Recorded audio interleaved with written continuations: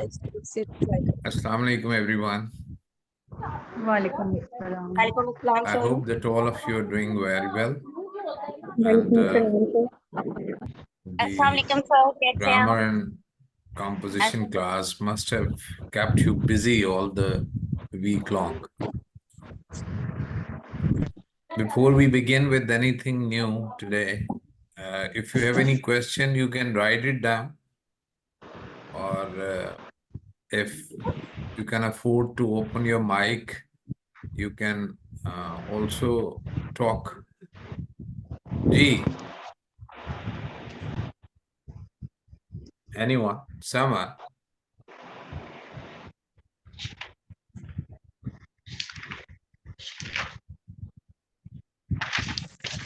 Any question?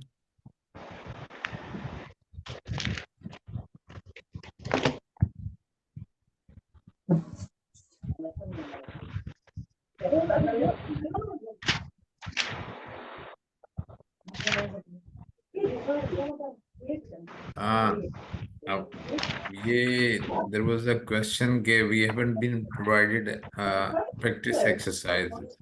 वो थोड़ा समझिए उसको ट्रिम करना था, बड़ी लंबी थी तो वो थोड़ा सा अभी वो the first chapter is of 26 pages, so inshallah ta'ala today we'll send it, right?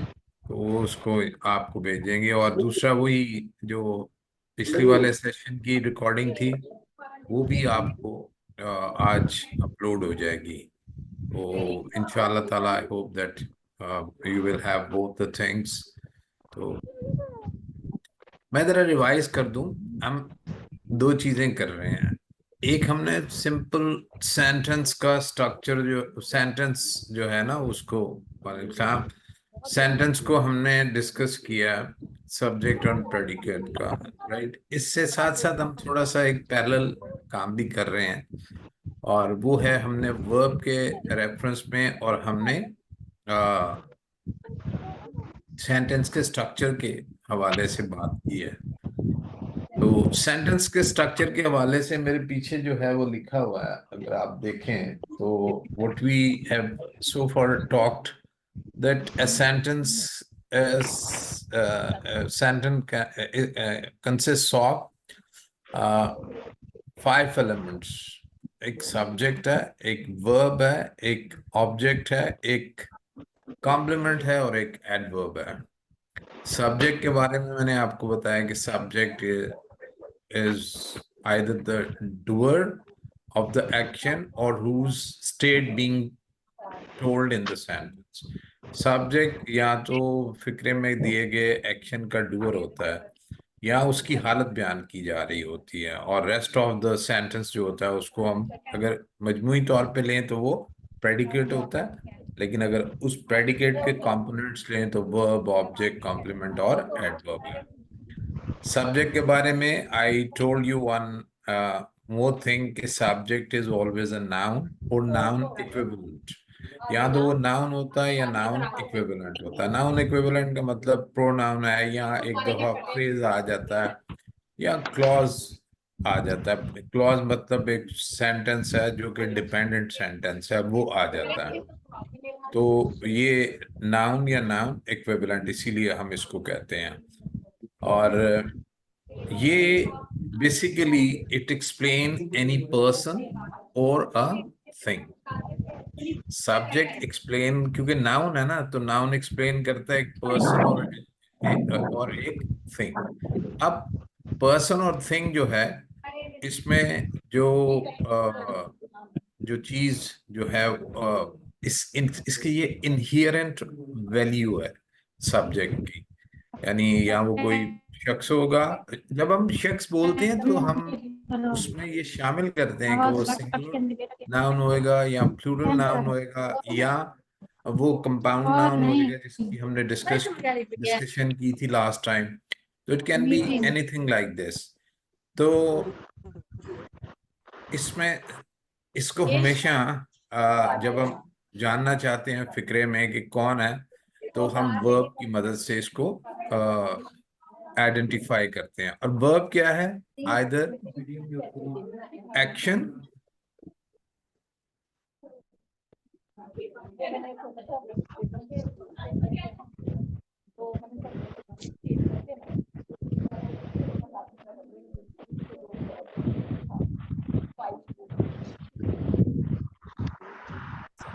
मेरा नाम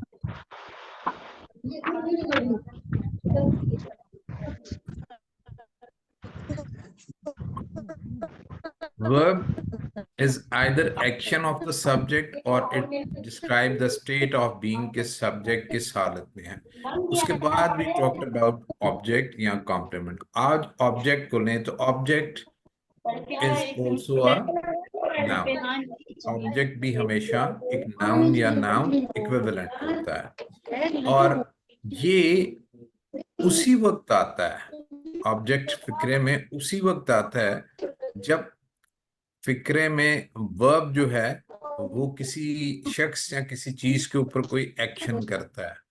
यानी object is the receiver of the action. Object subject की हालत बयान नहीं करता, वो हमेशा उसका एक्शन का रिसीवर होता है। तो अगर मिसाल के तौर पे किसी सेंटेंस में सब्जेक्ट की हालत बयान हो रही है, तो फिर उस फिक्रे में ऑब्जेक्ट नहीं हो सकता, उस फिक्रे में ऑब्जेक्ट नहीं हो सकता। ये बहुत अच्छी तरह याद रखने की जरूरत है कि if object is also a noun, it can be a person or a thing, or it is the receiver of the action of the subject. And if there is no action in this sentence, if the sentence describe about the state of being of the subject, then there cannot be any object in the sentence। ये बहुत अच्छी तरह वो कर दिया मैंने, रखने की असलम जरूरत कर है। ये दिया, मैं जो बता एक भी दिया है मैंने। छोटी छोटी मैंने चीजें बता आपको भी कह दिया रहा है हूँ, कि मैं कहाँ से हूँ। मैं एक लेक्चर में भी इसको कंप्लीट देखो कर रुक गए। सकता हूँ, लेकिन व्हाट आई मैं वांट नहीं इज सुन रही, मैं कह रही थोड़ा कि वो आ आप जाए इन उसके बाद चीजों को ना आहिस्ता आहिस्ता करके जहन में उतार आए, लिखें, लिख के इनको याद करें, और इनके ऊपर एक्सरसाइज, इनके ऊपर एक पूरा चैप्टर है, लेकिन उस चैप्टर को एकदम मैं पकड़ूंगा तो फिर will be difficult for you. इसलिए मैं इसको साथ थोड़ा थोड़ा लेके जो है वो चल रहा। अब इधर मैंने सी को छोड़ा है, तो इसका मतलब ये हो गया कि सी क्या है? सी जो है, it is the element in the sentence that describes the state of the subject. यानी सब्जेक्ट जो है वो किस हालत में है, क्या है, वो एक्सप्लेन करता है। तो कॉम्प्लीमेंट का मतलब ये है कि ये सब्जेक्ट के बारे में जो हम डिस्क्राइब करना चाह रहे हैं वो बयान करता है, तो ये हमारा कॉम्प्लीमेंट है। अब इसका मतलब ये हो गया, मैंने अभी ये कह दिया कि रिसीवर अगर वर्ब जो है वो एक्शन करेगा, तो और वो एक्शन जो है वो किसी के ऊपर अफेक्ट कर रहा है, किसी के ऊपर अफेक्ट कर रहा है, तो तभी वो उसका रिसीवर चाहिए हमें, और वो ऑब्जेक्ट होगा। और अगर एक्शन किसी के ऊपर हो ही नहीं रहा, बल्कि वर्ब जो है वो एक्शन नहीं कर रहा है, बल्कि वर्ब जो है वो डिस्क्राइब कर रहा है सब्जेक्ट की कोई स्टेट को, तो इसका मतलब यह है कि वो हमारा कॉम्प्लीमेंट हो जाएगा, वो हमारा कॉम्प्लीमेंट हो जाएगा। अब ये जो वर्ब है, ये वर्ब यानी एक्शन वर्ब नहीं रहेगा, इसको हम आगे पढ़ेंगे भी। इसको हम लिंकिंग वर्ब कहते हैं या कैप्चुला वर्ब भी कहते हैं। तो ये यानी इसका मतलब ये हो गया कि अगर एक तरह का एक्शन, एक खास किस्म का एक्शन वर्ब होगा तो हमारा फिक्रे में ऑब्जेक्ट आएगा, और अगर एक खास तरह का ऑब्जेक्ट वर्ब नहीं होगा जो एक्शन को बयान करता है, जो किसी दूसरे पे होता है, बल्कि वो सब्जेक्ट की स्टेट को बयान कर रहा है, तो फिर हमारा ये कॉम्प्लीमेंट है। तो ये कॉम्प्लीमेंट जो है ये तकमिला यानी एक फिक्रे के मीनिंग में यानी कॉम्प्लीमेंट के बगैर, एक बात इधर है कि हम ऑब्जेक्ट के बगैर एक तरह से बाज दफा फिक्रा जो है वो कंप्लीट कर लेते हैं। एक्शन भी होता है, वो दो टाइप्स ऑफ एक्शंस होते हैं, वो उसको पढ़ते हैं एक एक आध लेक्चर के में। तो एक वर्ब होता है, जिसे मैंने अभी लिंकिंग वर्ब कहा। अगर लिंकिंग वर्ब हो तो वो हमारा फिक्रा जो है वो उसी वक्त कंप्लीट होता है जब उसके साथ कॉम्प्लीमेंट आएगा। जबकि हमारा वर्ब जो है वो एक्शन वर्ब हो और उस वक्त उसके साथ ऑब्जेक्ट हम ना भी लाएं, बल्कि बाद दफा वो अंडरस्टूड होता है और बाद दफा उसकी जरूरत ही नहीं होती, तो हमारा फिक्रा मुकम्मल हो जाता है। लेकिन अगर हमारा वर्ब जो है वो लिंकिंग वर्ब हो तो complement is mandatory. Complement is mandatory. और अभी हमने कहा कि कॉम्प्लीमेंट, ये हमारा फाइल सब्जेक्ट जो है वो ना प्लेस ऑफ ए नाउन है।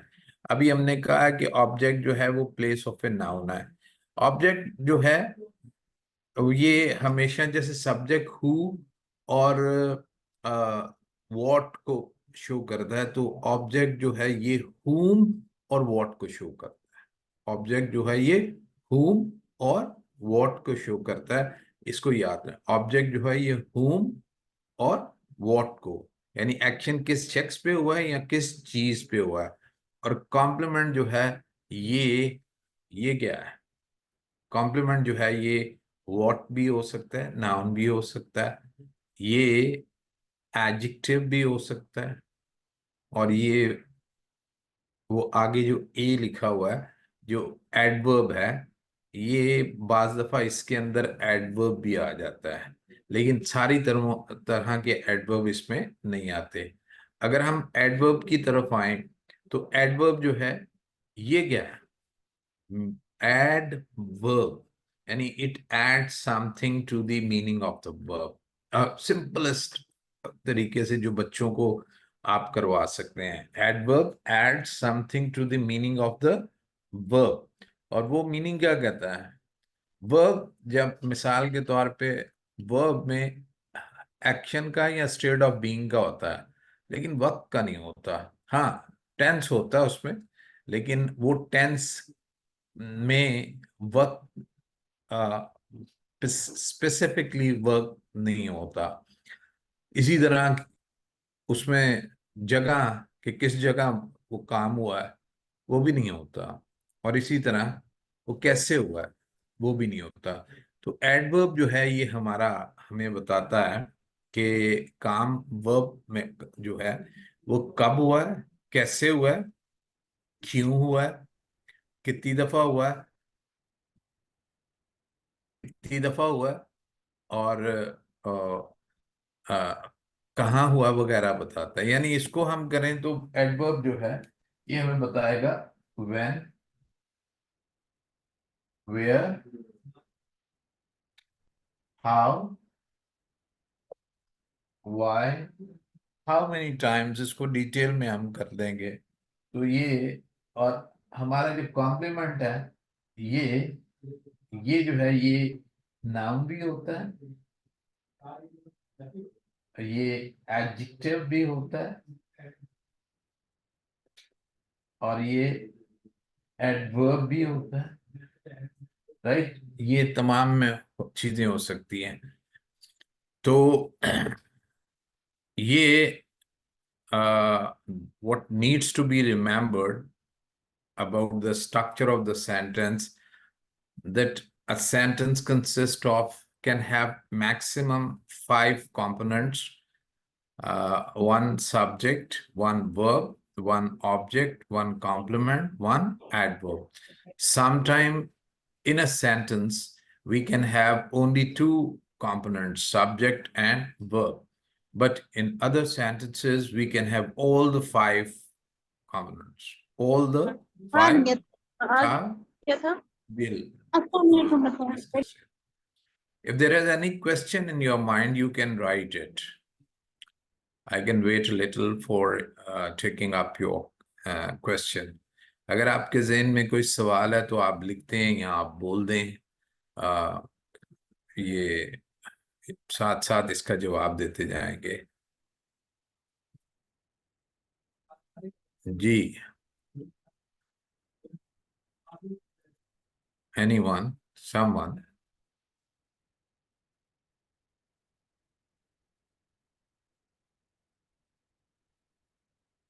इसको आप लिख सकते हैं सवाल।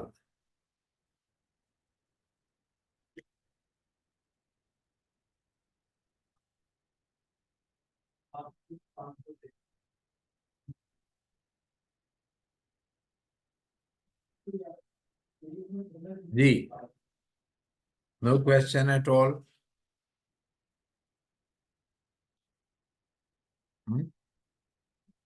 कोई क्वेश्चन नहीं है। Thank you. उसके बाद हमने एक और चीज जो की थी वो थी वर्ब, राइट। वर्ब में हमने किया था वर्ब, के वर्ब की 5 फॉर्म्स हैं। दिस, आप how can be guide student, बिल्कुल इसी तरह जिस तरह चीजों को समझा रहा हूं, इसी तरह ये बिट बिट बाय बिट जो है वो आपने इसको लेके चलना है। क्योंकि आप थोड़ा सा, obviously you are teachers and you have some previous knowledge, तो मैं उसको, यानी कंसिडरिंग दैट फैक्ट, मैं थोड़ा सा चीजों को मिक्सअप, यानी 2-3 चीजों को साथ लेके चल रहा हूँ। जी, मैं ट्रांजिटिव और इंट्रांजिटिव वर्ब के बारे में भी बात की है। ये जो मैंने अभी अभी मैंने उधर सिर्फ एक लिंकिंग वर्ब कराई है, ट्रांजिटिव। ये जरा हो जाए तो मैं ट्रांजिटिव इंट्रांजिटिव वर्ब को हम कंप्लीटली उसको देखेंगे। तो मैं वापस आता हूँ कि वर्ब के बारे में जो हमने पढ़ा है कि verb consist of 5 forms, right. First form is infinitive, second is bare infinitive, third is present participle, fourth is past tense, and fifth is past participle। और इसी तरह हमने कहा कि इनमें से 3 फॉर्म जो है वो नॉन फाइनाइट है, महदूद नहीं है। उन महदूद नहीं है कि जमाना उनमें नहीं आता, उनका मीनिंग हम करें तो उनका जमाना उसमें नहीं आता। और उसकी मैंने मिसाल भी दी, और वो इन्फिनेटिव है। जैसे टू राइट है, इसमें जमाना नहीं है। जैसे राइटिंग है, इसमें जमाना नहीं है। जैसे रिटर्न है, इसमें जमाना नहीं है। लेकिन टू जो है वो है राइट या राइट्स, पेयर इन्फिनेटिव, इसमें जमाना है, हाल है। या रोट, इसमें जमाना है, माजी है। तो ये 5 फॉर्म्स है। तो ये एक चीज जो है वो मैंने बताई। अब एक बार याद रखिएगा कि जिनमें जमाना नहीं है, जिनमें जमाना नहीं है, वो कौन से हैं? इन्फिनेटिव, प्रेजेंट पार्टिसिपल और पास्ट पार्टिसिपल। हम इनको एक और भी कर सकते हैं। यानी जब हमने अभी नाउन के बारे में कहा, नाउन या नाउन इक्विवेलेंट, सब्जेक्ट जो है वो नाउन या नाउन इक्विवेलेंट होगा। तो नाउन इक्विवेलेंट में खास तौर पे इनमें से 2 फॉर्म्स, इन वो कौन सी 2 फॉर्म? इन्फिनेटिव और प्रेजेंट पार्टिसिपल। ये भी नाउन बन जाती है। नाउन बन जाती है, कैसे नाउन बन जाती है? जैसे जब ये नाउन की जगह पे आ जाते हैं तो ये नाउन बन जाती है, नाउन की जगह पे। अब नाउन की कौन सी जगह है? सब्जेक्ट है। तो अगर ये सब्जेक्ट की जगह पे आ जाएगी तो नाउन बन जाएगी। नाउन की कौन सी जगह है? ऑब्जेक्ट है। अगर ये नाउन की जगह पे आ जाएगी, ऑब्जेक्ट की जगह पे आ जाएगी तो नाउन बन जाएगी। नाउन की एक जगह, 3 जगह हैं कॉम्प्लीमेंट में, नाउन की, एडजेक्टिव की और एडवर्ब की। तो एक जगह पुर कर लें तो ये नाउन बन जाएंगे।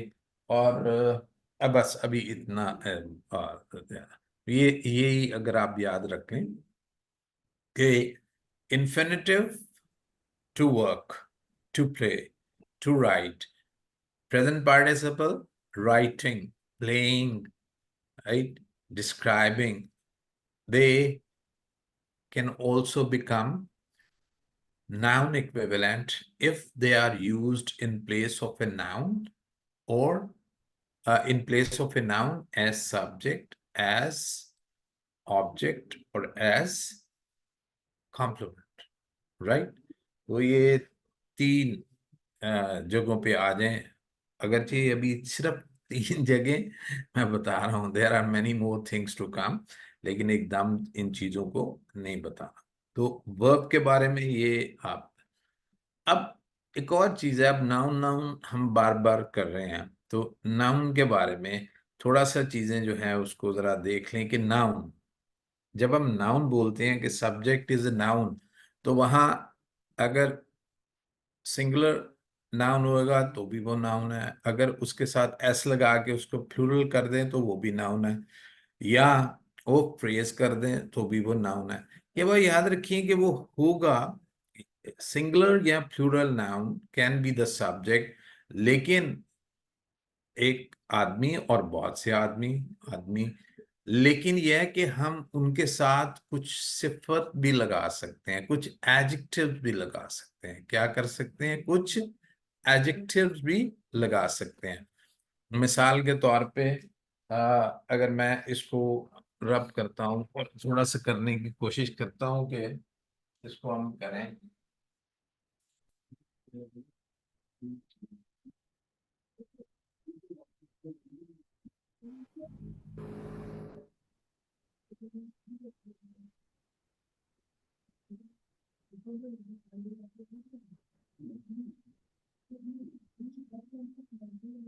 उस दिन आप में से कुछ लोगों को ने सवाल भी किया था। मिसाल के तौर पे हम लिखते हैं boy, boy is a noun, right. हमेशा जब सिंगुलर नाउन होगा तो उससे पहले एक आर्टिकल लगाना पड़ेगा, a boy, right. A boy जब हम कहेंगे तो अ बॉय जो है ये हमारा, अब ये नाउन है, और ए जब उसके साथ लग जाएगा तो ये हमारा नाउन फ्रेज बन जाता है, राइट, बॉय। और अगर हम कह दें कि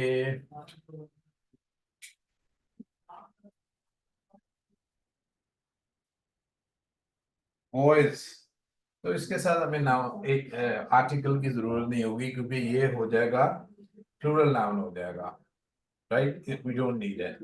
अब बाज़ औक़ात इसको हम डिस्क्राइब कर देते हैं, लेकिन डिस्क्राइब कर देते हैं हम गुड बॉयज। इसी तरह हमने अगर इसको करना है तो इसको हमें करना पड़ेगा a good boy, a good boy. तो इसकी जगह पे कोई भी से बयान कर सकते हैं हम लोग कि स्मार्ट, हैंडसम, कोई भी, तो ये एडजेक्टिव हो जाएगा, एडजेक्टिव। वैसे ये जो लेटर ए है जिसको हम एज ए आर्टिकल इस्तेमाल करते हैं, ये भी बेसिकली ये एडजेक्टिव ही है, वन बॉय के मफहूम में है। और एडजेक्टिव जो है वो आपको पता है, वो अपने नाउन की क्वालिटी भी बयान करता है, जैसे गुड है वो उसका नंबर भी बयान करता है। अगर हम कह दें टू बॉय, थ्री बॉय, वो बहुत सी एडजेक्टिव जो है वो बहुत सी चीजें बयान करता है, तो ये एडजेक्टिव बयान करता है। अब एडजेक्टिव जो है ये अपने नाउन से पहले आया है, इसको खत्म कर दें तो हमारा सब्जेक्ट रो ही रहेगा। इसी तरह और my class, a boy of my class. ये बात याद रखें कि जिस तरह गुड बॉयज को डिफाइन डिस्क्राइब कर रहा है कि कौन से लड़के अच्छे लड़के, इसी तरह ऑफ माय क्लास जो है ये भी बॉय या बॉयज को डिस्क्राइब कर रहा है, कौन से लड़के? मेरी क्लास के लड़के, ठीक है। तो ये ऑफ माय क्लास अगरचे एक प्रेपोजिशनल फ्रेज है, इसके अंदर ये ऑफ प्रेपोजिशन है, माय इसमें एडजेक्टिव है, और क्लास जो है ये इसमें नाउन है, और ये पूरे का पूरा मिल के एक प्रेपोजिशनल फ्रेज, इसको हम इस तरह पीपीपी कह देते हैं, प्रेपोजिशनल फ्रेज बन रहा है। इसी तरह गुड जो है ये एडजेक्टिव है और ये डिस्क्राइब कर रहा है बॉयज को।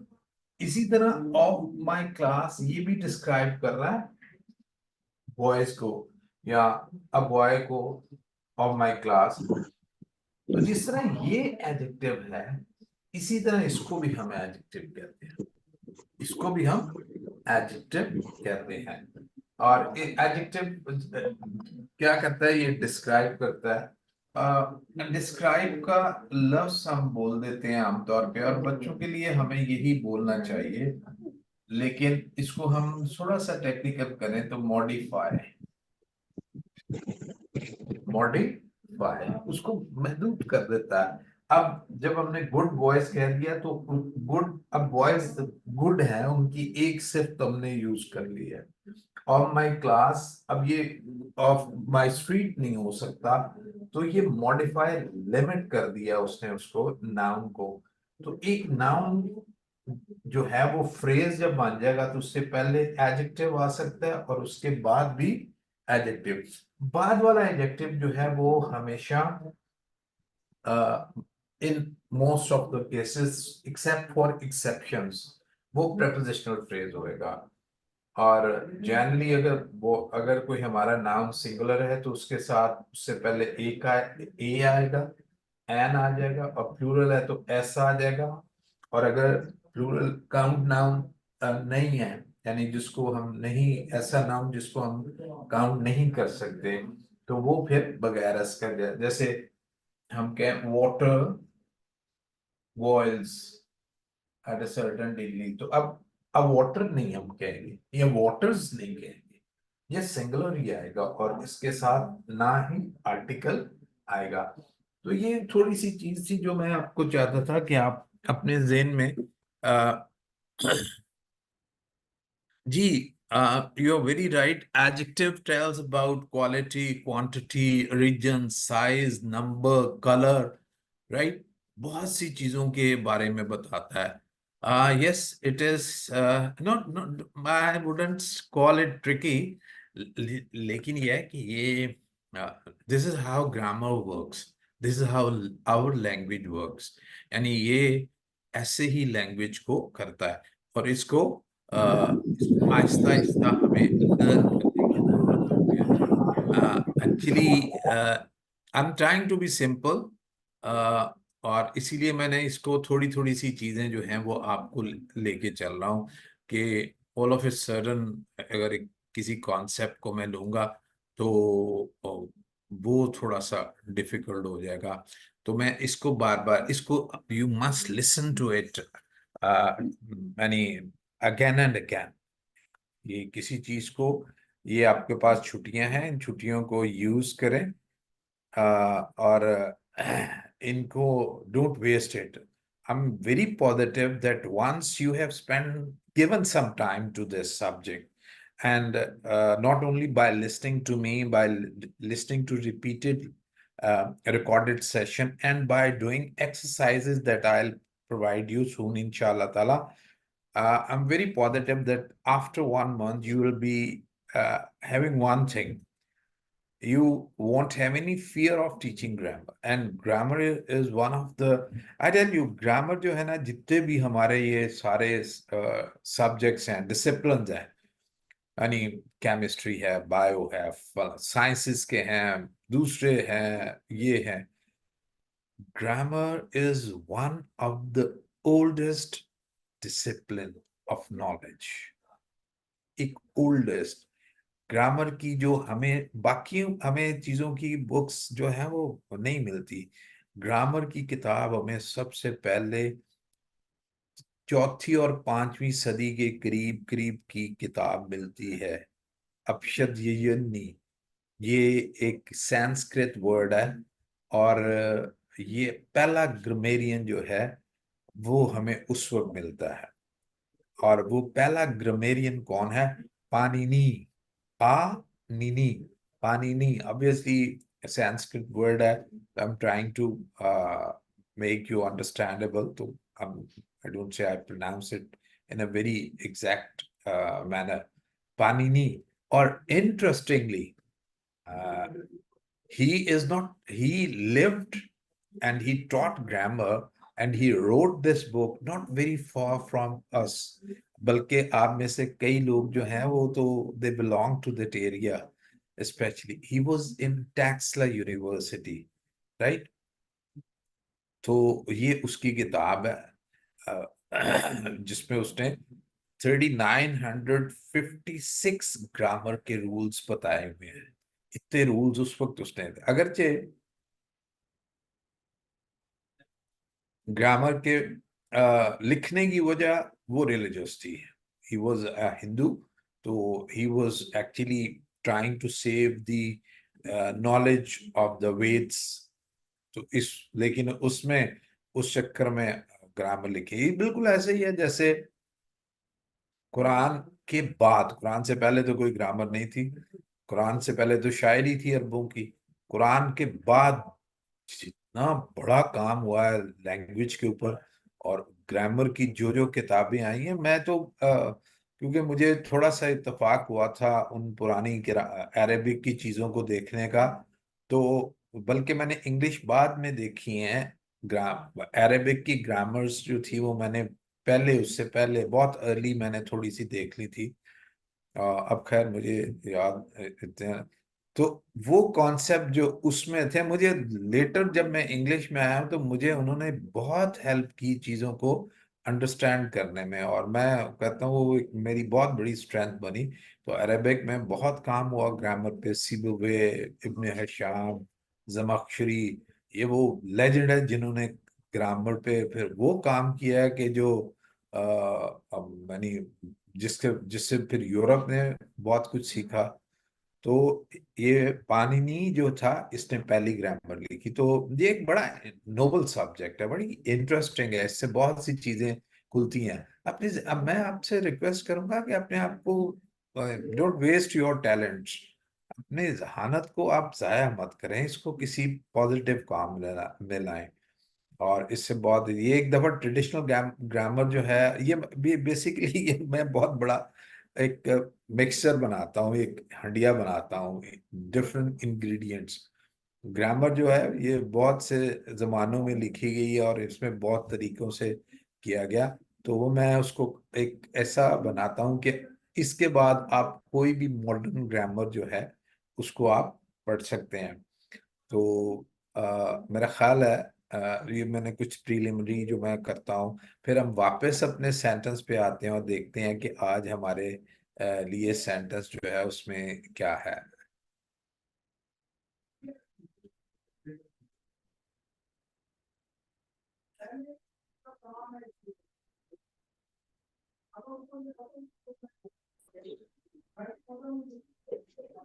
ये हमने सेंटेंस को पढ़ा, इसकी काइंड्स डेफिनेशन पढ़ी, fragment, subject, predicate, pillar of the sentence, उसके बाद मेन वर्ब और हेल्पिंग वर्ब, और उसके बाद how to find the verb, verb के फिर simple subject and simple predicate, फिर उसके complete subject and complete predicate और फिर हमने compound subject in compound predicate पढ़ा, और फिर हमने subject in the unusual order पढ़ा। ये थोड़ा सा ट्रिकी था, लेकिन आई होप कि आहिस्ता आहिस्ता जब आप वापस आएंगे आगे कुछ चीजें करके तो ये आपको इतना ट्रिकी जो है या डिफिकल्ट नहीं लगेगा, राइट। इसी तरह subject in the unusual order with there, here, where, etcetera, आप इसकी एक्सरसाइज करेंगे। अब आ जाते हैं टाइप्स ऑफ सेंटेंसेस के ऊपर। टाइप्स ऑफ सेंटेंसेस पे जब हम आते हैं तो हम देखते हैं कि अल्फाज का जो मजमुआ है, अ, अल्फाज का जो मजमुआ है ये ये, हाँ जरा आप सबसे दरख्वास्त है कि जो भी यानी पार्टिसिपेंट्स हैं वो जरा अपने माइक को म्यूट कर दें, राइट। हम कहते हैं जी, group of word that makes a complete sense that starts with a capital letter and sorry and end with a terminal mark that can be a full stop, period, or interrogative sign or exclamatory sign, right? Generally आजकल हम sentence को 4 types में पढ़ रहे हैं, लेकिन to to discuss some detail मैंने इसको 5 में किया हुआ है। ये असल में ये सारा मटेरियल जो है ना, ये मेरी एक किताब है पेडागोजिकल ग्रामर, जिन्हें मैं आमतौर पर टीचर्स ट्रेनिंग के लिए पढ़ाता होता हूँ यूनिवर्सिटी में। जब मैं कोई मास्टर्स या फिल की क्लास हूँ तो उसको मैं यूज करता हूँ, जिसको मैंने और अब सिंप्लीफाई किया है। और आप लोगों को जो मैंने हैंडआउट्स भेज रहे हूँ, ये मैंने बेसिकली ये बना रहा हूँ ताकि इसको बाद में हम अपने स्टूडेंट्स जो हमारे 9th 10th के स्टूडेंट्स हैं या इवन 8 के, उनको भी लगा सकें। तो मैंने चीज़ों को बहुत सिंप्लीफाई उसमें किया, लेकिन बीच बीच में थोड़ा सा मैं आपको कर देता हूँ क्योंकि यू आर टीचर्स। एंड मैं हमेशा ये कहा करता हूँ कि जो टीचर्स है ना, they must know more than their students. यानी अगर टीचर को अपने स्टूडेंट से ज्यादा नहीं पता तो ये हो सकता है किसी वक्त आप मुझसे कोई चीज पूछे, मैं कहूँ मेरे नहीं आती, कोई हो सकता है, लेकिन generally a teacher must know more then the students, right. तो ये मैंने इसको 5 में किया हुआ है। वो पेडागॉजिकल ग्रामर है बाय शकील अमजद। और ये उर्दू बाजार में ये हुई हुई है, लेकिन पता नहीं प्रिंटिंग में आके नहीं, अभी करवानी है मैंने दोबारा। तो a group of word that makes a complete sentence is a sentence. अच्छा, जो सेंटेंस होता है ना, जैसे मिसाल के तौर पे हम कहते हैं इंट्रोगेटिव, तो वो सवाल पूछता है। हम कहते हैं इम्पेरेटिव, तो वो किसी शख्स को कोई काम करने के लिए कहता है। हम कहते हैं एक्सक्लेमेटरी, तो वो उसके अंदर हमारी जो फीलिंग्स है वो बड़ी स्ट्रांगली एक्सप्रेस हो रही होती हैं। और हम कहते हैं ऑप्टेटिव, तो ये कोई दुआ दे रहे होने जाते हैं। लेकिन ये सारी जो 5 की 5 चीजें हैं, बेसिकली ये स्टेटमेंट होती हैं। In their own right, they are statements. For example, हम a sentence has 4 kinds। अब ये हमने एक स्टेटमेंट दिया है। अब स्टेटमेंट जब हम देते हैं, इसीलिए इसको असर्टिव या डिक्लेरेटिव वगैरह के भी टर्म जो है वो बोली जाती है। तो इसमें हमारा सब्जेक्ट क्या है, अ सेंटेंस, और हमारा प्रेडिकेट क्या है, हैज 4 काइंड्स। ये स्टेटमेंट है, कोई भी आप ले लें, वो चाहे वो सच्ची हो या वो सच स्टेटमेंट इज, वो जो होती है ना, वो किसी फैक्ट्स को बयान करती है। आप ये भी कह सकते हैं अ सेंटेंस हैज 4 काइंड्स, और ये भी कह सकते हैं sentence does not have 4 kinds, वो भी स्टेटमेंट ही हो जाएगी। यानी इसमें आप किसी चीज के बारे में कोई स्टेटमेंट देते हैं, ना कोई सवाल पूछते हैं, ना किसी को कोई काम करने का कहते हैं, राइट। तो पहली किस्म जो है वो स्टेटमेंट है। दूसरी किस्म जो है वो इंटरोगेटिव है। इंटेरोगेटिव को अगर आप इंटरोगेटिव बोल दें तो अच्छा होगा स्टूडेंट्स को, जरा एक तलफ्फुज इसको हम नेक्स्ट में करेंगे इंशाल्लाह। तो do you know these kinds, क्या आपको इन काइंड्स का पता है? तो ये सवाल कर रहा है। अब सवाल जो है ना वो हम ये बाज दफा उसका स्ट्रक्चर में चेंज करके करते हैं, बाज दफा हम टोन से भी करते हैं। अब मिसाल के तौर पे ये अ सेंटेंस हैज 4 काइंड्स, तो अ सेंटेंस हैज 4 काइंड्स, तो हम इसको टोन के जरिए भी कर सकते हैं, और उस वक्त पंक्चुएशन हम इंट्रोगेटिव लगाएंगे। और स्टडी देम केयरफुली। अब ये जो है आप देखें, इनको एहतियात से जरा स्टडी करें। अब इसको देखें तो ये स्टडी, ये किसी को कोई काम करने को कहता है।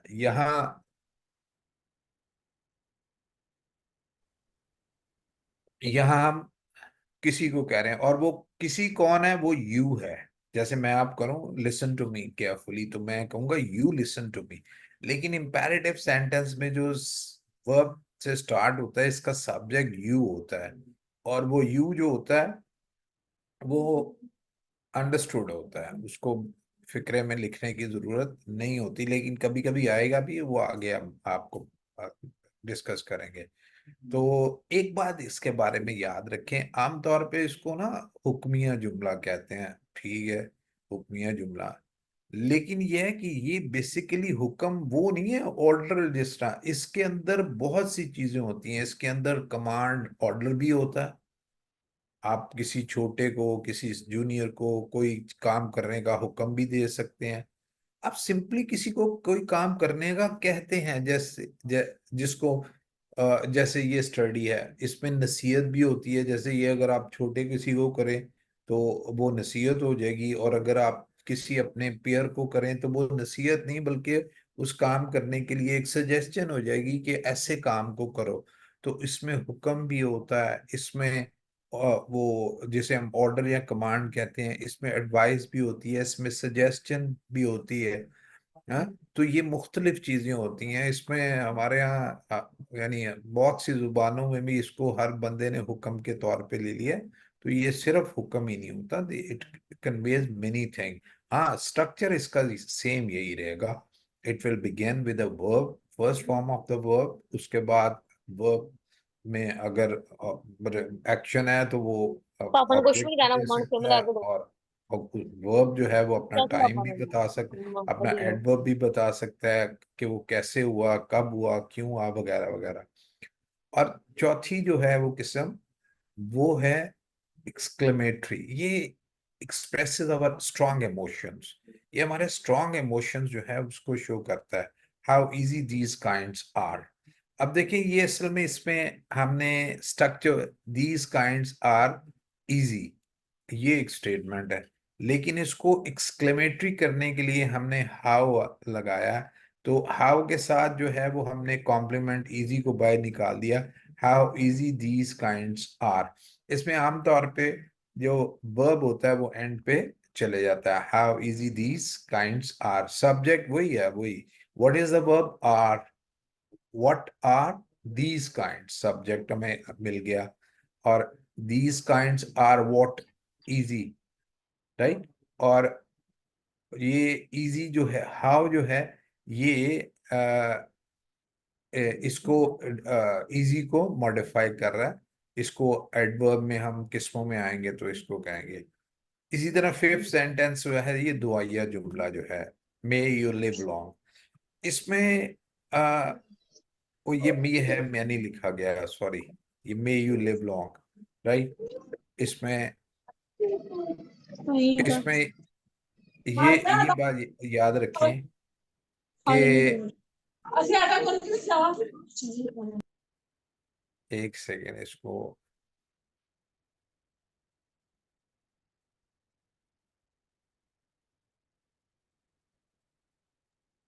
Respected इसमें members, दुआया kindly mute दुआ, the mics. किसी को कोई दुआ देनी हो तो वो आमतौर पे आता है। और एक बात याद रखिएगा कि इसमें वर्ब हमेशा प्लूरल आता है।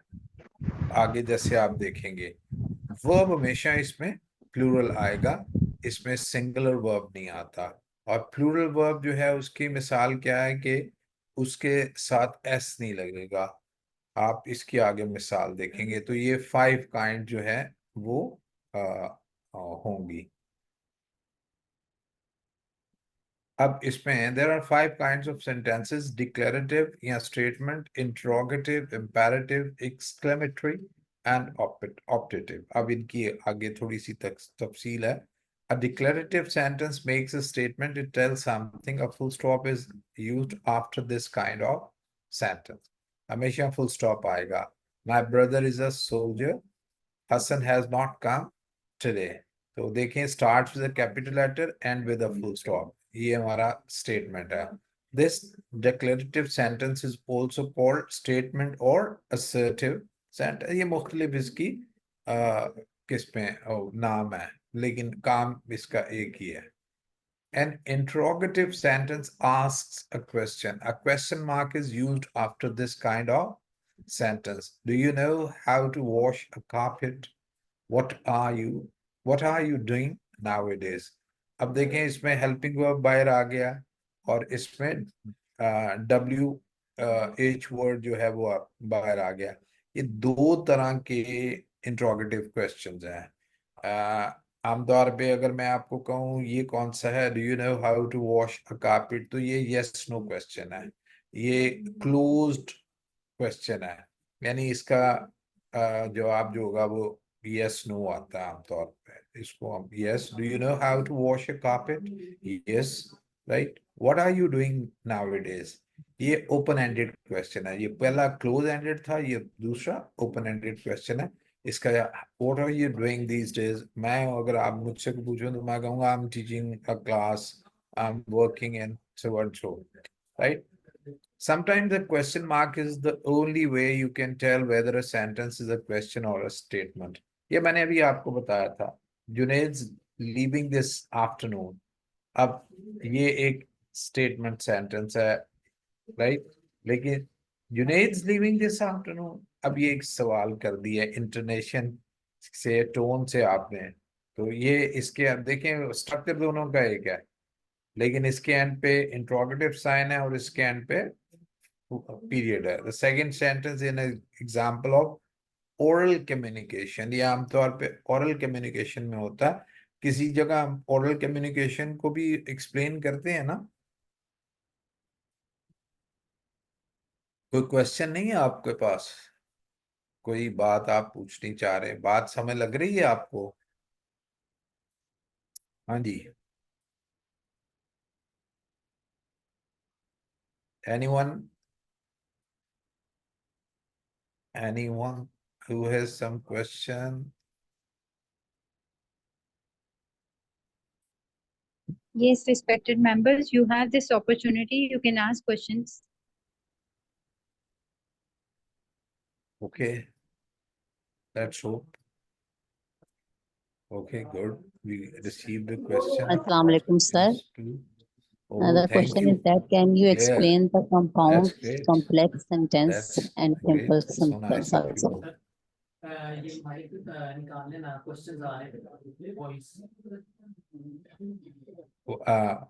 कौन से तरह?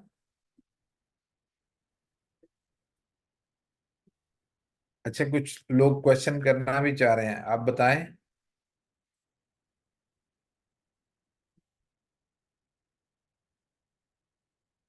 हम्म। Yes, I can. Compound complex sentence जो है वो बताया जा सकता है। आप उससे पहले कॉम्प्लेक्स सेंटेंस देखेंगे। यानी एक सिंपल सेंटेंस को मैंने कह दिया कि वो एक वो एक इंडिपेंडेंट क्लॉज है। यानी जैसे मिसाल के तौर पे I came to my office in the morning, ये एक सिंपल सेंटेंस है। और इसको अगर मैं कॉम्प्लेक्स बना दूं, I came to the office when you had not come, तो ये व्हेन के साथ मैंने कर दिया तो ये एक कॉम्प्लेक्स बन गया। अब कंपाउंड में दो सेंटेंस जोड़ूंगा। यानी मिसाल के तौर पे I came to office when you had not come and I couldn't meet you. So तो एंड के साथ मैं इसको कर दूंगा तो ये कंपाउंड कॉम्प्लेक्स बन जाएगा। इसको जरा बड़ी वो क्या कहते हैं, हम इसको कंपाउंड सेंटेंस जो है दो सिंपल सेंटेंसेस को आपस में मिला दें। दो सिंपल सेंटेंसेस को आपस में मिला दें और जब इन दो सिंपल सेंटेंसेस को आपस में आप मिला देंगे तो वो एक कंपाउंड सेंटेंस बन जाएगा। और मिलाने के लिए याद रखें, मिलाने के लिए आपको एक कंजंक्शन यूज करनी पड़ेगी। और कौन सी कंजंक्शन यूज करनी पड़ेगी वो इसको मैं एक्सप्लेन करता होता हूँ। वो फैन बॉय है। फैन बॉय क्या है? फॉर है, F for, A for and, N for nor, B for but, O for or Y for yet और एस फॉर सो। ये सात इंडिपेंडेंट कंजंक्शन है। तो इन सात में से किसी भी इंडिपेंडेंट कंजंक्शन के साथ दो सिंपल सेंटेंस मिला दें तो वो कंपाउंड सेंटेंस बन जाएगा। अब जब कंपाउंड सेंटेंस बन जाएगा तो उस पे कॉम्प्लेक्स सेंटेंस अगर आपने जोड़ना है। कॉम्प्लेक्स सेंटेंस होता है क्या है? कॉम्प्लेक्स सेंटेंस जो होता है वो या तो एक सिंपल सेंटेंस के अंदर एक डिपेंडेंट सेंटेंस होता है। और डिपेंडेंट सेंटेंस या तो मेन सेंटेंस का सब्जेक्ट होता है या ऑब्जेक्ट होता है या उसका एडवर्ब होता है। या एडवर्ब मतलब उसका टाइम बता रहा होता है या प्लेस बता रहा होता है। इसीलिए मैं ये थोड़ी थोड़ी सी चीजें आपको करा रहा हूँ ताकि आपको ये अच्छी तरह आ, होती रहे। इनकी प्रैक्टिस बहुत करनी पड़ेगी, right? So, an interrogative sentence generally starts with a helping verb. So it's close-ended or with a WH along with the helping verb. So it's open-ended. A statement can have an interrogative sign that is a symbol of an oral communication, and it can have its structure of a statement, but still it can have an interrogative sign at the end. An imperative sentence make a command or request, a request या command to do something, किसी को कुछ काम करने के लिए कहता है, give me that book. ये आप किसी छोटे को हुक्म भी दे सकते हैं और किसी को पोलाइट रिक्वेस्ट भी कर सकते हैं, वो आपकी टोन से हो जाएगा. This kind of sentence usually ends with the period, आमतौर पे period, but if the command is short and sharp, an exclamation sign is put at the end. हाँ, अगर आपकी जो इम्पेरेटिव सेंटेंस है उसमें हुक्म का आंसर पाया जाए और वो फिक्रा ज्यादा लंबा ना हो बल्कि शॉर्ट हो और बड़ा क्रिस्पी सा शार्प सा हो, ऐसे बी ऑफ विथ यू, इसका तर्जुमा आमतौर पे जो मैं क्लास में करता होता हूँ वो ये होता है, अपनी बुद्धि के साथ यहाँ से गायब हो जाओ.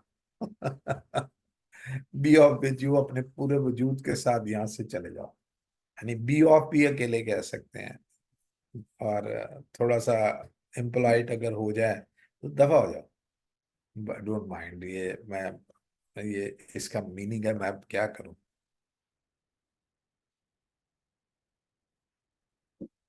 राइट, सो इम्पेरेटिव सेंटेंस हो जाएगा. ये इसमें फुल स्टॉप भी आता है और इसमें साइन ऑफ एक्स है, क्योंकि ये be off with you mix, जब एक्सप्रेशन इन्वॉल्व हो गए, इमोशंस इन्वॉल्व हो गए, तो वो एक्सक्लेमेटरी बन गया. An exclamatory sentence expresses strong feeling. An exclamation mark is used at the end of this kind of sentence. The mangoes tasted great. Oh my goodness. Multan वाले enjoy करते होंगे. What a beautiful sight it is. क्या खूबसूरत नजारा है. बंदा आमों के दरख्त में बाग में बैठा हो और आम खा रहा हो. Right? Some exclamations have the form of question.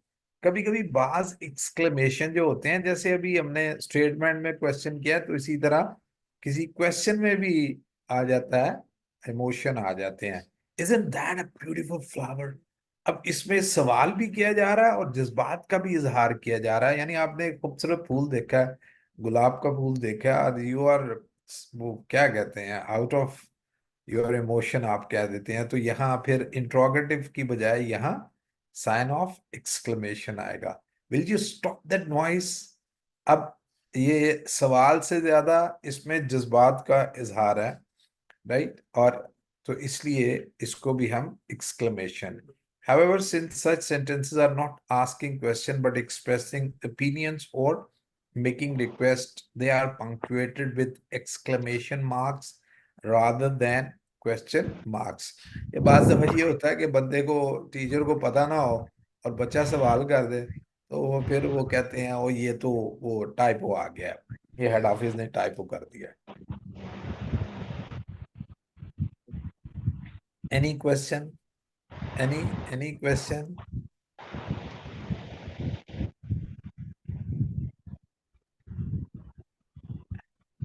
Obviously, it's finite and non-finite. इसको आप बता सकते हैं कि ये एक सवाल आया कि फाइनाइट और नॉन फाइनाइट को कैसे पढ़ाएंगे. तो फाइनाइट को पढ़ाने के लिए आप सिंपली ये वही 5 फॉर्म्स पहले याद कराएं. पहले 5 फॉर्म्स को बताना, और बताने का मतलब ये नहीं है आपको, तो मैं एक दफा कर रहा हूँ, आपने उनको पहले उनको ही नाम याद कराएं, उनको लिखें, फिर उनके ट्रांसलेशन जो जिस तरह मैंने किए थे वो ट्रांसलेशन उनको कराएं, ताकि जब उनको हो जाए तो फिर अगले स्टेप में, जैसे मैंने एक सब्जेक्ट लिखा, आई लिखा था, आप कोई और लिखते, और उसके बाद वो एक एक वो क्या कहते हैं, ड्रॉ कर दें, राइट कर दें 5 फॉर्म. अब आई को एरो से मिलाएं और उनसे पूछेंगे कौन कौन सा यूनिट बन रहा है सब्जेक्ट का और इन 5 फॉर्म्स का, जो कंप्लीट मीनिंग देता है. तो ऑब्वियसली शुरू में हो सकता है 2-4, लेकिन बाय एंड बाय जब आप उनको मोर प्रैक्टिस देंगे तो वो ये कर पाएंगे. तो वो 2 के साथ वो कहेंगे कि ही राइट्स, हाँ वो लिखता है, लेकिन ही टू राइट का तर्जुमा वो लिखना. लेकिन आपने पहले ये उस वक्त उनको करेंगे जब पहले आपने उनको ट्रांसलेशन भी उनकी अच्छी तरह अजबर करा दी हो। तो ये मेरा ख्याल है इससे चीजें जो हैं वो इस तरह हो जाता है। हाँ, seems that sentence structure is more easy to understand than grammar. नहीं, सारा कुछ आसान ही है, आप फिक्र नहीं करें। I only need your attention and I need you to practice it. और मैंने आपको पहले भी कहा कि whenever you have any question, just put it up. आप मुझे उसके सेंड कर दें, I'll answer you. And even if you have any individual any confusion, so you can call me. मैं वो इसमें करूँगा, कर देता हूँ इंशाल्लाह।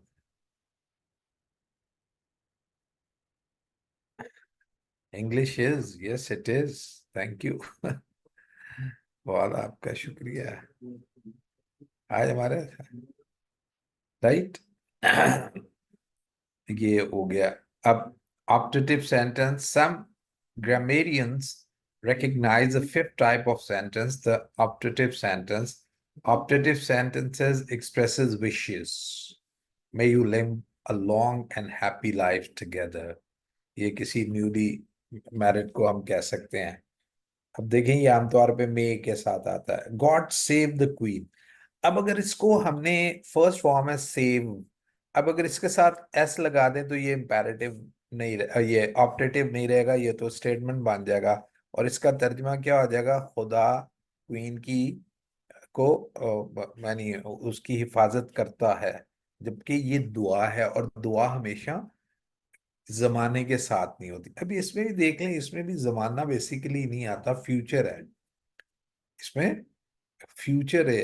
ये जो इन्फिनेटिव है ना, लिखना, तो इस तरह का मफहूम जो है इसमें भी अगरचे आप देखें इसमें सारा है, तो इसमें भी जमाना उस तरह नहीं पाया जा रहा है। गॉड सेव द क्वीन, अल्लाह ताला क्वीन की हिफाजत करे, कर रहे। लॉन्ग लिव द प्रेसिडेंट, उम्र प्रेसिडेंट की उम्र दराज हो। अगर इधर लॉन्ग लिव्स कर दिया तो ये गलत हो जाएगा। पीस बी अपॉन हिम, ये बिल्कुल ये बात, यानी आप सल्लल्लाहु अलैहि वसल्लम पे रहमते हो, दरूद हो, आप दरूद भेजते वक्त peace be upon him.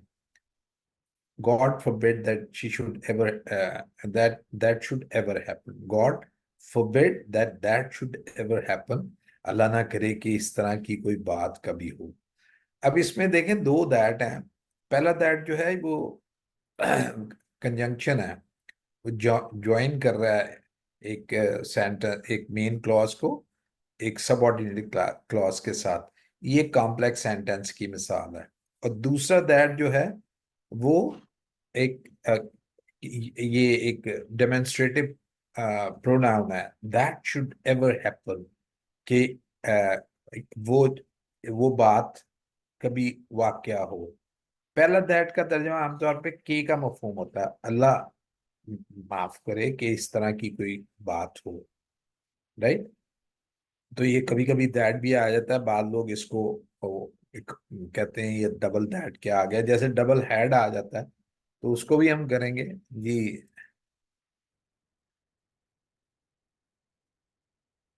How can we use exclamatory sentence in our comments? Well done. ये भी है। What a beautiful work you have done. What a nice writing you have. इस तरह से कोई भी हम बच्चों को कह सकते हैं तो जिसमें हमारे इमोशंस का इजहार हो, यानी what a creative writing you have done. अब बाद दफा फ्रेज भी होता है व्हाट अ क्रिएटिव राइटिंग, और बाद दफा उसको what a creative writing you have done, इस तरह इट इज, इस तरह से कर सकते हैं। ये सारे एक्सक्लेमेटरी सेंटेंसेस जो है होंगे। Optative sentences are not very common. Some occur as fixed saying. God save, live long. ये इसको हम fixed saying के ऐसे ही आता है, ये पुरानी अंग्रेजी में आमतौर पे ये इसी तरह। लेकिन one thing to remember and to teach is, oh great, कि ये God सिंगुलर है और सेव प्लूरल वर्ब है। अगर एस लगा देंगे तो सिंगुलर बन जाएगा और फिर ये प्रेजेंट टेंस बन जाएगा। इसी तरह ये है लॉन्ग लिव द, ये फिक्स वो है फ्रेज है। अब इसकी एक्सरसाइज आप करेंगे तो आपको इसका पता लग जाएगा। इंट्रोगेटिव एंड एक्सक्लेमेटरी, ये आपको मजीद जो आपके पुराने यानी अभी जो थोड़ी सी मुश्किल चीजें थी उसको हम दोबारा पकड़ लिए। Is he in Lahore these days, ये तो इंट्रोगेटिव क्वेश्चन है। Do you know how to spell this word, ये भी इंट्रोगेटिव है। What an artist he is, अब ये एक एक्सक्लेमेटरी है। अब what a girl and boy you are, आप अपने क्लास के बच्चों को कर सकते हैं। How nicely he has played the shot, right? अब ये देखें, ये भी एक एक्सक्लेमेटरी है। तो ये एक्सक्लेमेटरी सेंटेंसेस और इंट्रोगेटिव सेंटेंसेस जो है वो ओपन एंडेड का मतलब ये होता है कि उसका जवाब यस नो नहीं होगा, उसका जवाब तफसील से बयान करना होगा। ओपन एंडेड में some interrogative sentences question are written in the usual order with the subject first and the verb second. अब मिसाल, अब ये वो जो मैंने अभी आप वो सब्जेक्ट को हु और व्हाट का आपको कराया था ना, अब इसीलिए के कराया था। थैंक यू, इसीलिए कराया था। अब देखें फिक्रा क्या है। Who ordered the, Ali ordered the sandwich, Ali ने सैंडविच को ऑर्डर किया। What's the verb order. अब हु ऑर्डर्ड, अली। अब ऑर्डर्ड व्हाट, दिस सैंडविच। ये इसी तरह हम पासिंग करते हैं। ये तरीके को आप बहुत मजबूती के साथ अंडरस्टैंड कर लें। ये जो मैंने अभी कहा इसको मैं उर्दू में करूं। अली ने सैंडविच को ऑर्डर दिया। क्या काम किया, ऑर्डर दिया। किसने दिया, अली ने। क्या ऑर्डर दिया, सैंडविच को। तो इसमें हमारा अली, अगर इस हु की जगह पे अली था तो अली सब्जेक्ट, ऑर्डर वर्ब, और सैंडविच जो था ये हमारा ऑब्जेक्ट। ये काम को करने वाला और सैंडविच के ऊपर काम का असर हो रहा है तो अफेक्ट ही है, तो ये हमारा ऑब्जेक्ट है। अब मिसाल के तौर पे अब देखिए हु जब हमने कर दिया तो इसका मतलब ये हुआ कि ऑर्डर देने वाला को बंदा था, मशीन नहीं थी। ठीक है। अब अगर हमें नहीं पता कि किसने ऑर्डर दिया है, हम होता है ना आपके पास, आप किसी रेस्टोरेंट में बैठे हुए हैं और वेटर या जो भी है उन्होंने आपके सामने कोई आके चीज रख दी है तो आप कहेंगे भाई हु ऑर्डर्ड इट, किसने दी, किसने ऑर्डर किया है, my order is not this. तो इसको, तो जब आपको किसी सब्जेक्ट का पता नहीं होगा तो आप हु इस्तेमाल करेंगे। अगर वर्ब जो है वो किसी शख्स से मुताल्लिक आपको नजर आएगा और अगर कोई चीज होगी तो आप व्हाट कहेंगे। राइट, व्हाट, जमीन सूरज के गिर्द घूमती है। The earth revolves around the sun. अब अगर आपको नहीं पता क्या चीज घूमती है, what revolves around the sun, तो आप कहेंगे द अर्थ। राइट, तो उधर व्हाट आ जाएगा। तो चीज के लिए व्हाट और बंदे के लिए who. Here, however, in other questions, the subject may fall between the helping verb and the main verb. तो अगर क्वेश्चन हम ऐसे भी करते हैं कि अगर हमारे पास सब्जेक्ट हो इधर, जैसे सब्जेक्ट हमारे पास यू है, तो फिर सवाल बनाने के लिए क्या करेंगे कि हम वर्ब से एक हेल्पिंग वर्ब उसका जो है वो बाहर निकाल देंगे। और अगर उसका हेल्पिंग वर्ब वर्ब का एक स्टेटमेंट में नहीं है तो अगर वो टेंस जो है वो प्रेजेंट में है और उसमें फर्स्ट फॉर्म है तो उसके अंदर एक डू छुपा हुआ है या डज छुपा हुआ है, वो हम सब्जेक्ट से पहले ले जाएंगे। अगर सब्जेक्ट सिंगुलर है तो डू लगा, डज लगा देंगे। अगर प्लूरल है तो डू लगा देंगे। राइट, आई भी है तब भी डू लगा देंगे। और तो इस तरह से हम क्वेश्चन जो है बना रहे हैं। और अगर हेल्पिंग वर्ब को मौजूद है, हेल्पिंग वर्ब अगर मौजूद है तो फिर वो पहले हेल्पिंग वर्ब को पकड़ के अगर एक है तो उस पहले को, और दो है तो दूसरे को नहीं छेड़ेंगे, पहले को लेके बाहर निकाल देंगे।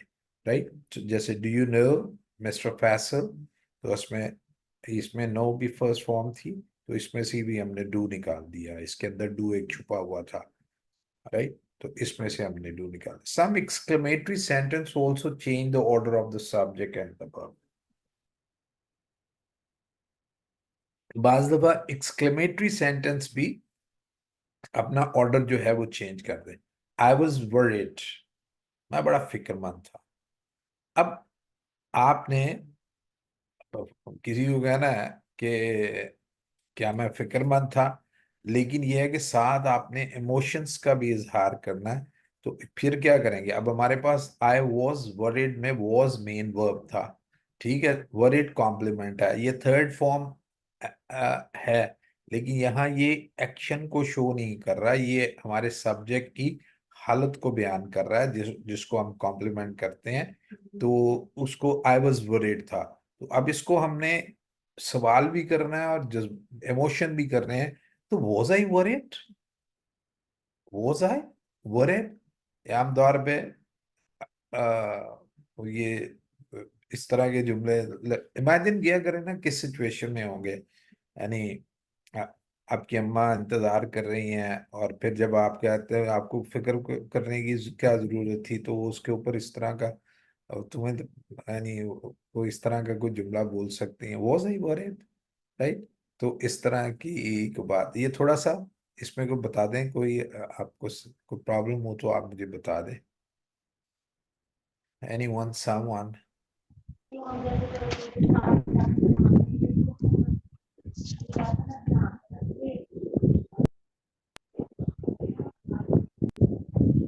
अब जरा हम आ जाए टाइप्स ऑफ इंट्रोगेटिव सेंटेंस। ये थोड़ा सा, अब मैं जो आपको प्रिपेयर करता आ रहा हूँ ये इसके लिए आ रहा हूँ, ठीक है। तो दैट्स ग्रेट। अब हमारे पास जो इंट्रोगेटिव सेंटेंस हो गया, उसको पिछले में हमने देख लिया कि कभी तो हुआ आ जाता है और कभी हेल्पिंग वर्ब आ जाता है। और तो अब हम इसको क्या करते हैं, इसको हम कहते हैं,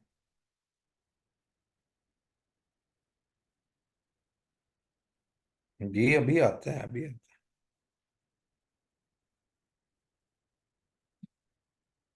नेगेटिव इंट्रोगेटिव सेंटेंस बिल्कुल आता है। अब मिसाल के तौर पे टाइप्स ऑफ इंट्रोगेटिव सेंटेंस, अब इसमें हमारी तीन टाइप्स हैं, सिंगल इंट्रोगेटिव, डबल इंट्रोगेटिव और zero interrogative. Single interrogative sentence starts with a helping verb and subject comes after it. Is he a teacher? तो ये single interrogative होगा। यानी single interrogative क्या है कि helping verb या verb, यहाँ ये is जो है, he is a teacher में is main verb है, ये हमारा linking verb है, तो अकेला यही बार आ जाता है, is he a teacher। अब अगर इसको हमने नेगेटिव हो, he is not a teacher, तो is he not a teacher इस तरह भी हम कह सकते हैं। और isn't he a teacher contraction हो तो हम इसको आमतौर पे बाहर ले जाते हैं, राइट। ये इस तरह से हम इसको नेगेटिव बना देते हैं। अब डबल इंट्रोगेटिव क्या है? This sentence has a WH interrogative pronoun और adverb along with the helping verb or any form of verb to be with it, right? Up, what is your name? What is your name? अब ये WH जो है, ये WH एक interrogative है, और इसके साथ हमने एक वर्ब या हेल्पिंग वर्ब भी बाहर निकाल लिया है, तो ये डबल हो गए हैं, तो इसको हम डबल इंट्रोगेटिव कहते हैं। यानी सिंगल इंट्रोगेटिव अगर सिंपली हेल्पिंग वर्ब बाहर निकालें तो सिंगल इंट्रोगेटिव, और अगर WH वर्ड हो तो और उसके साथ भी हमें हेल्पिंग वर्ब निकालना होता है, तो अब इसको हम डबल इंट्रोगेटिव जो है वो करेंगे, ये एक डबल इंट्रो। असल में ये सेंटेंस था, योर नेम इज अली, अब योर नेम इज सना, अब मुझे आपका नाम नहीं पता, तो मैं ये कहूंगा योर नेम इज वॉट। अब जब वॉट कर दिया, सवाल बना दिया, डायरेक्ट सवाल बना दिया, तो इसका मतलब यह है कि मैं what tends to come to the first place. तो मैंने इसको उठा के शुरू में लाया और मेरा फिक्रा बाकी क्या बच गया, what your name is. लेकिन WH जब डायरेक्ट क्वेश्चन कर रहा होता है तो ये अपने साथ एक हेल्पिंग वर्ब को या लिंकिंग वर्ब को बाहर निकालता है, तो इसको भी बाहर निकालना पड़ा और यूं ये फिक्रा बन गया, what is your name, what is your name. ये जितने भी होते हैं ये होते हैं. अब ये जो हमने मूवमेंट की है ना, ये बड़ी इंटरेस्टिंग मूवमेंट है. इसको ही आपको बेसिकली सीखना है, वो हम आगे करेंगे कि कैसे डिफरेंट कॉन्स्टिट्यूएंट जो है वो आते हैं. ये जो सारी मैं बना रहा हूँ ये आपको इन्हीं चीज़ों को सिखाने के लिए, और मेरा ख्याल है कि अगर आपने खुद इन चीज़ों को सीख लिया तो ये चीज़ें बच्चों को सिखाएंगे. और बच्चों बहरहाल will continue that how to learn, how to learn and then how to teach them. How do you do is अब डबल इंट्रोगेटिव बिल्कुल है, इसमें हेल्पिंग वर्ब बाहर निकला हुआ और उससे पहले एक WH है, तो ये डबल इंट्रोगेटिव है. बिल्कुल ठीक है, ठीक. सो जीरो इंट्रोगेटिव,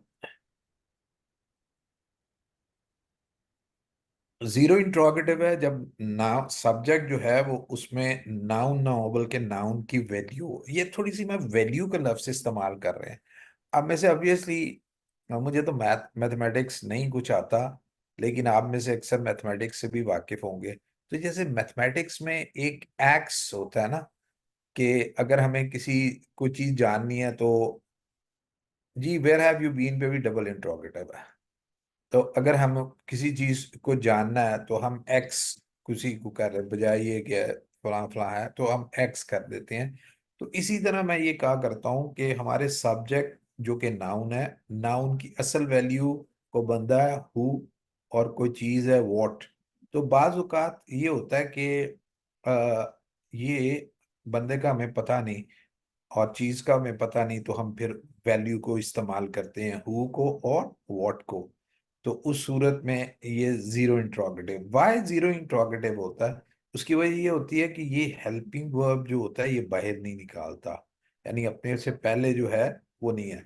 अगर हु की जगह पे अली या सना होते और ये फिक्रा ऐसे होता है सना हैज प्लेड हॉकी, राइट, और इसको हम इंट्रोगेटिव बनाते तो फिर ये हैज बाहर निकलता, हैज अली प्लेड हॉकी या हैज सना प्लेड हॉकी. इसमें देखें कि हैज जो है वो अपने वर्ब के साथ है, कोई दाएं बाएं नहीं हुआ, तो इसको हम जीरो इंट्रोगेटिव कहते हैं. हु हैज प्लेड हॉकी, तो ये जीरो. तो there are three kinds of interrogative sentence: single interrogative with helping verb, double interrogative with WH word plus helping verb, zero interrogative with only the noun value who or what. इसमें मैंने ऐसी ऐसी अगर मिसाल के तौर पे ये होता कौन खेलता है तो हु प्लेज होता, हु डज प्ले नहीं आता.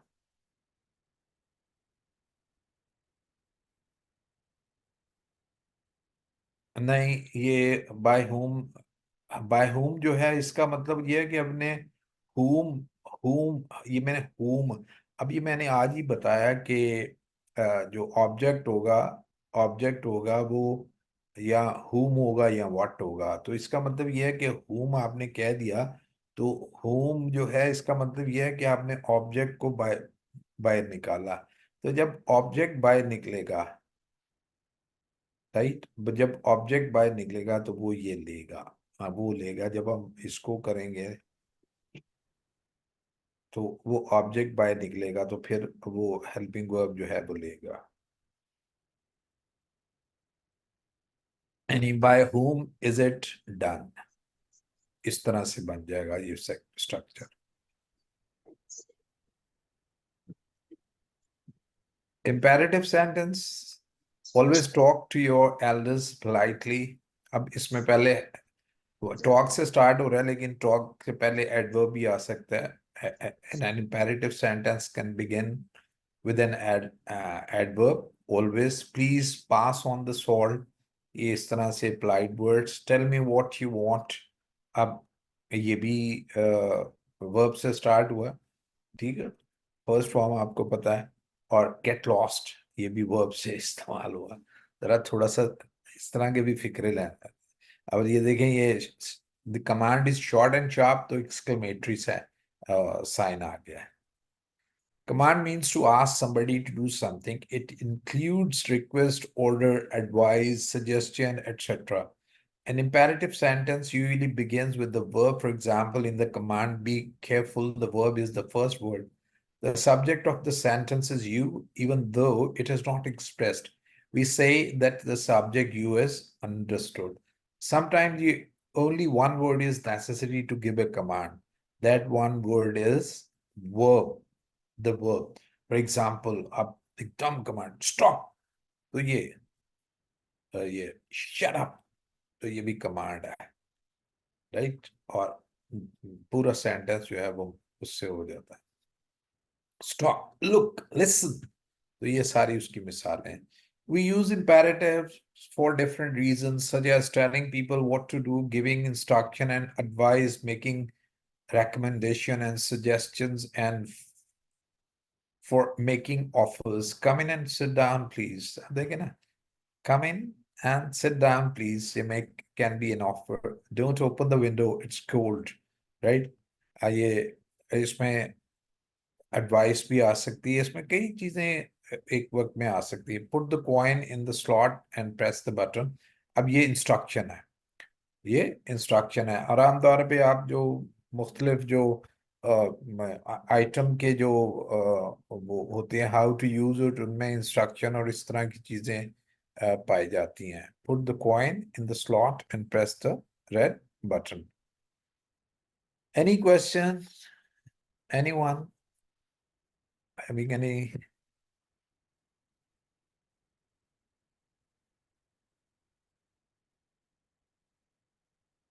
एम्फेटिक इम्पेरेटिव, कभी कभी इम्पेरेटिव को हम जोर देने के लिए भी इस्तेमाल करते हैं। We can make an emphatic imperative with do plus imperative, and do plus first form. The common in this is common in polite request, complaints, and apologies, right?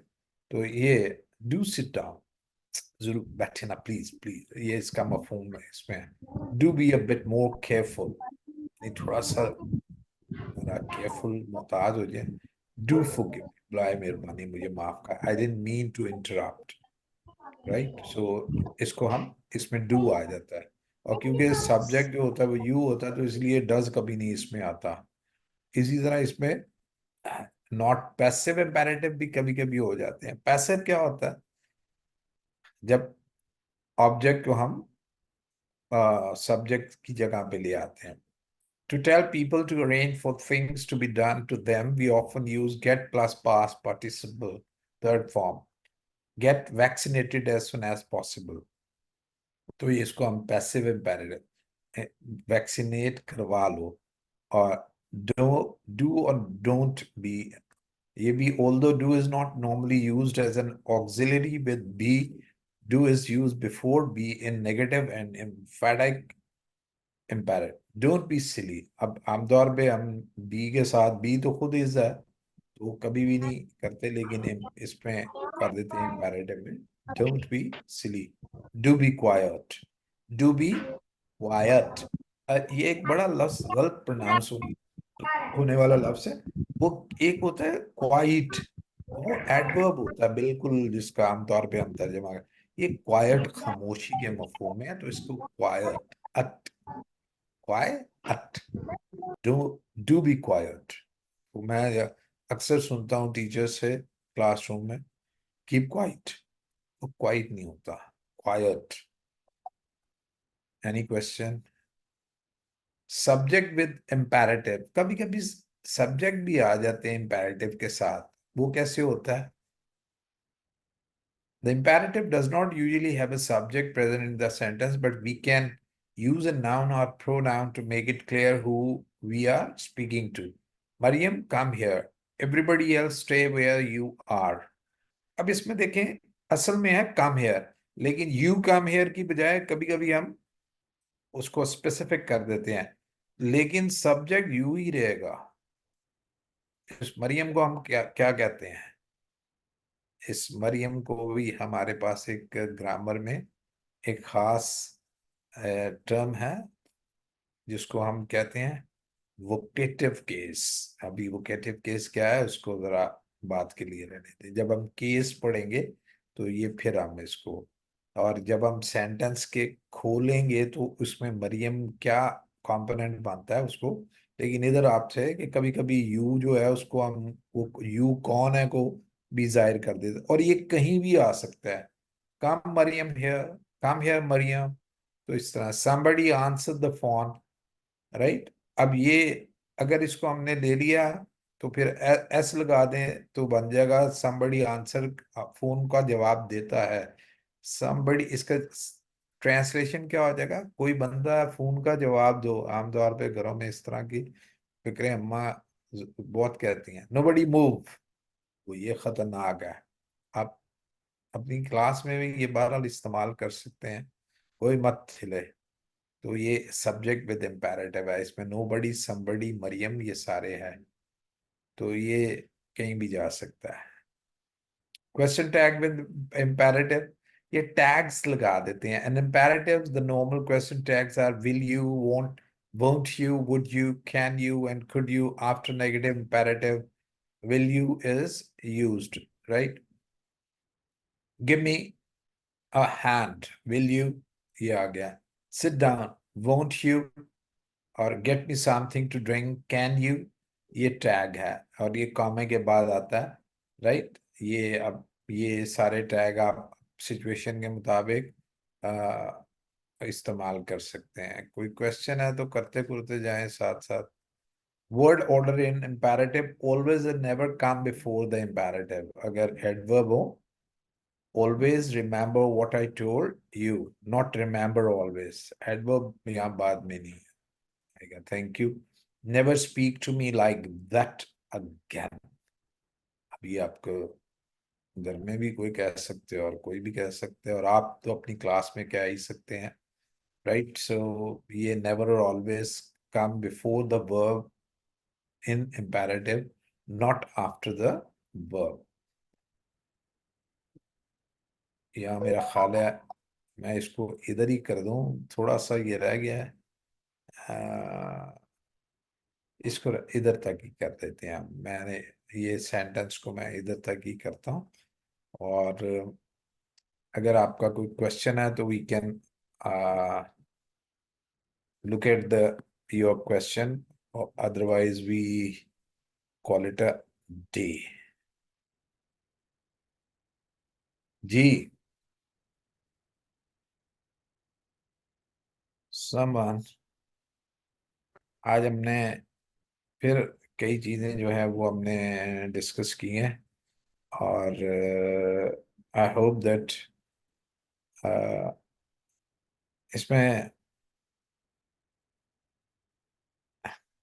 हाँ जी बिल्कुल ऐसे ही है। Don't ever try your luck to impress me, ये भी negative imperative है, ठीक है। First day we had almost 90 plus, and today we have 47 participants। So with this participants, that's, is it difficult that people find it hard to understand? मुझे अपना feedback जरूर दिया करें, और आज इंशाल्लाह ताला इसकी, या obviously ये हमेशा होता है, even if we are in a class physically teaching it in a, तो उसमें यही होता है। learning beside being difficult, when you learn new things or revise things, so there it's always difficult। and इसमें difficult में जो most important thing है वो ये है कि we have to be attentive, we have to give our time, or to give time to anything is one of the most difficult things that we find। तो इसमें लगे रहें, मैं भी लगा रहा हूँ। और दूसरा ये है कि probably शायद they feel that they can have recordings and they can learn from the recordings, maybe सिर्फ अगर हम रिकॉर्डिंग से लर्न करें तो उसमें तो बहुत जोर से हमें मोटिवेशन चाहिए। यानी रिकॉर्डिंग से if we say that we can listen to the recordings and learn it, तो I don't feel that recordings help much, except that one is highly motivated or वो औखा, that's difficult. So, okay, ladies and gentlemen, thank you very much for being here, being with me, and especially those of you who've been asking question and giving me their feedback. Uh, uh, I'm thankful to all of you. So now I'll make sure that your second session recording and your exercise is sent to you. After you have completed the exercise of this chapter, I'll also post something on the Google form, which you will have to do it, and you can know the result of that, so that I may know that who who are learning something, right? So inshallah ta'ala, we'll be sending you. So for that, till that, now we have the next session on Monday, right? So we'll see you on Monday. Thank you very much. God bless you all.